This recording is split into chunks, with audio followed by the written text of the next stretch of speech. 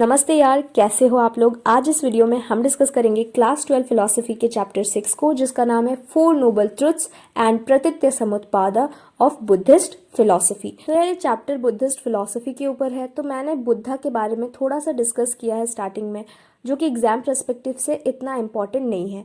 तो अगर आपको एग्जाम पर्सपेक्टिव से इम्पॉर्टेंट चीज़ ही देखना है तो आप वीडियो में 2 मिनट 16 सेकेंड पे जा सकते हैं। गौतम बुद्धा बुद्धिज़्म के फाउंडर हैं। उनके बचपन का नाम सिद्धार्थ था। वो एक राजा के बेटे थे, प्रिंस थे।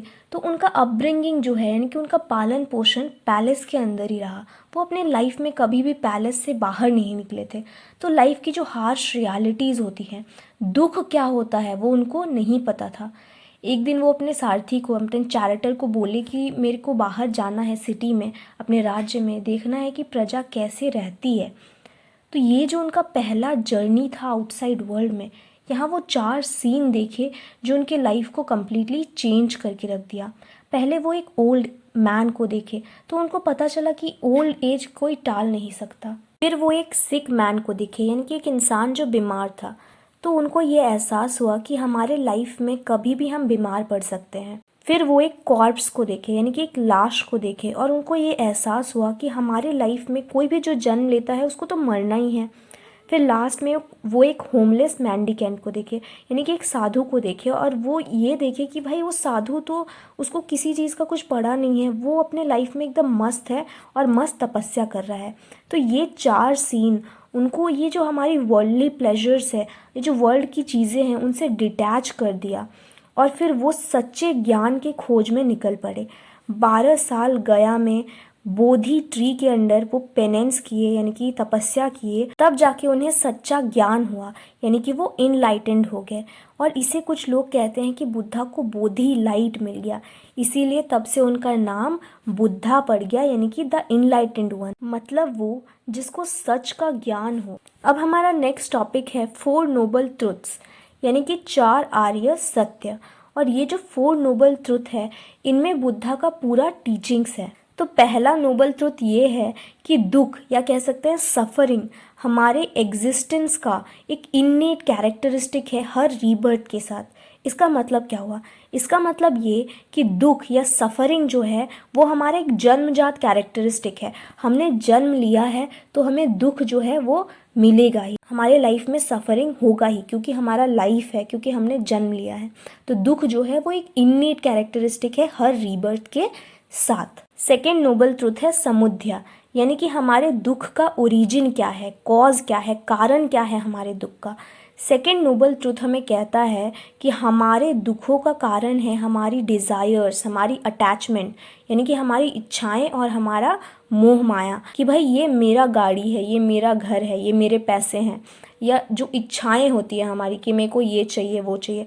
तो ये जो डिज़ायर और अटैचमेंट है, मोह माया है, यही हमारे दुख का ओरिजिन है, कॉज है। थर्ड नोबल ट्रुथ हमें ये कहता है कि हम अपने दुख को ख़त्म कैसे कर सकते हैं। तो दुख के कुछ कारण है क्रेविंग, डिज़ायर और अटैचमेंट। तो अगर हम इन कारण को ही अपने जीवन से हटा दें, क्रेविंग, डिज़ायर और अटैचमेंट को अपने जीवन से हटा दें, तो हमारे जीवन से दुख भी जो है वो ख़त्म हो जाएगा। और फोर्थ नोबल ट्रुथ में बुद्धा हमें वो पाथ बताते हैं जिससे हम अपने दुखों को हटा सके अपने जीवन से। तो अब हम एक एक करके हर नोबल ट्रुथ को डिस्कस करेंगे। तो पहला नोबल ट्रुथ था सफरिंग के बारे में, कि कैसे सफरिंग और दुख जो है वो हमारे लाइफ का एक इन्नेट कैरेक्टरिस्टिक है। दुख हमें किसी भी तरीके से आ सकता है, बर्थ, ओल्ड एज, डिजीज़, जब हमारा कोई लव्ड वन का डेथ हो जाता है तब भी हमें दुख होता है। छोटे छोटे कारणों की वजह से भी होता है, जैसे फिलॉसफी का सिलेबस नहीं घटा। अब आप बोलेंगे कि ये छोटा कारण नहीं है। इन शॉर्ट, दुख जो है वो अटैचमेंट से आता है, यानी कि हम किसी चीज़ से जब अटैच हो जाते हैं, जब हमारे लव्ड वन से हम अटैच हो जाते हैं तो उनके डेथ पर हमें दुख होता है, ठीक है। जब हम अपने, या कह सकते हैं यूथ से अटैच हो जाते हैं, अपने जो यूथफुल एजेस से अटैच हो जाते हैं, तो ओल्ड एज हमें दुख देता है। या फिर हमारे डिज़ायर्स से हमें दुख होता है, जब हम ये डिज़ायर करते हैं, हमारी ये इच्छा होती है कि भाई हमारा एग्ज़ाम में अच्छा मार्क्स आए, पर अब तो फिलॉसफी का सिलेबस नहीं घटा है, तो इतना सिलेबस कवर करके अच्छा मार्क्स आएगा नहीं आएगा। तो दुख अटैचमेंट और डिज़ायर से होती है। और हम इंसान हैं और इंसान होने के नाते क्रेविंग्स या डिज़ायर होना ये स्वाभाविक है। पर जब हम इन डिज़ायर्स को, इन क्रेविंग्स को सेटिस्फाई कर लेते हैं कि ये चाहिए, ड्रेस चाहिए, खरीद लिया, पर फिर भी क्या वो ड्रेस खरीदने से हमें हमेशा के लिए सेटिस्फैक्शन मिल जाता है? नहीं।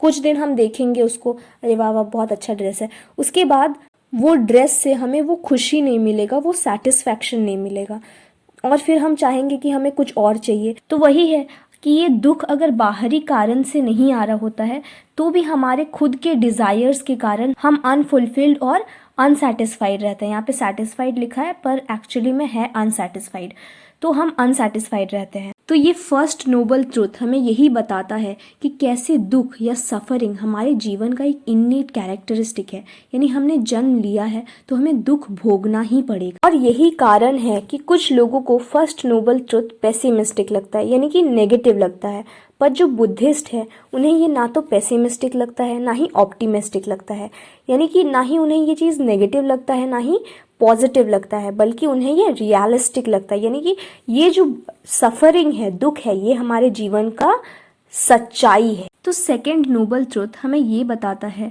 कि सफरिंग का ओरिजिन क्या है, कॉज क्या है, हमारे दुखों का क्या कारण है। ऐसे तो हम कह सकते हैं कि हमारी जो रोज़ की प्रॉब्लम होती है, दुख होता है, उसका तो इजीली कोई कॉज हम कह सकते हैं, जैसे कि एग्ज़ाम आ रहा है, यही दुख है। पर हमारे दुखों का कारण ये इमीडिएट वरीज नहीं है कि इस कारण से आज दुखी हैं, उस कारण से कल दुखी हैं। हमारे दुखों का कारण वही है, हमारा डिज़ायर, अटैचमेंट और क्रेविंग।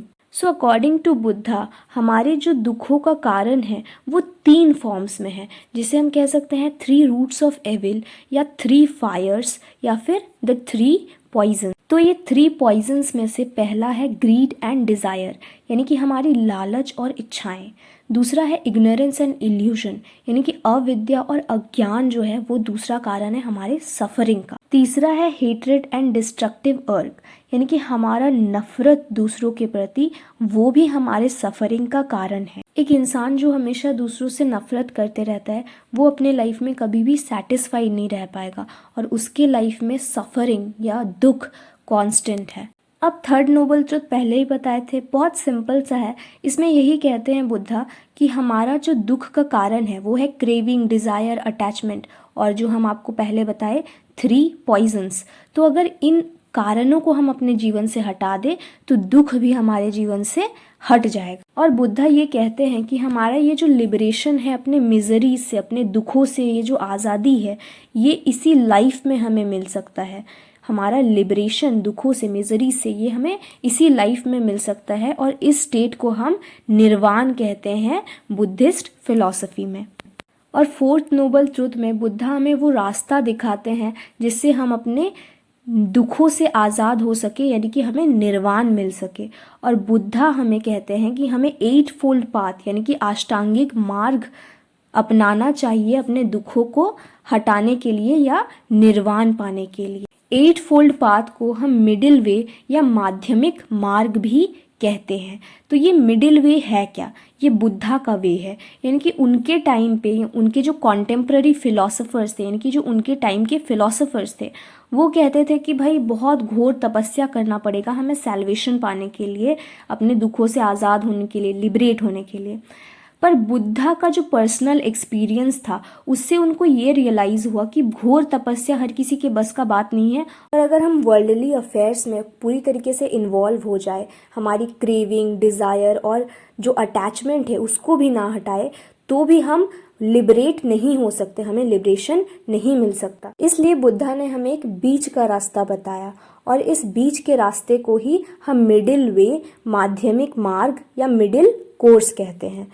तो अकॉर्डिंग टू बुद्धा अगर हमें जीवन के दुखों से लिबरेट होना है तो हमें ना तो पूरी तरीके से जंगल में जाके बहुत घोर तपस्या करने की ज़रूरत है, और ना ही हमें पूरे अपने आप को पूरे वर्ल्डली अफेयर्स में इन्वॉल्व करने का ज़रूरत है। हम एक बीच के रास्ते से भी लिबरेशन पा सकते हैं। तो यार ये मिडिल वे या बीच का रास्ता है क्या? तो ये बीच का रास्ता है 8 फोल्ड पाथ, यानी कि अष्टांगिक मार्ग।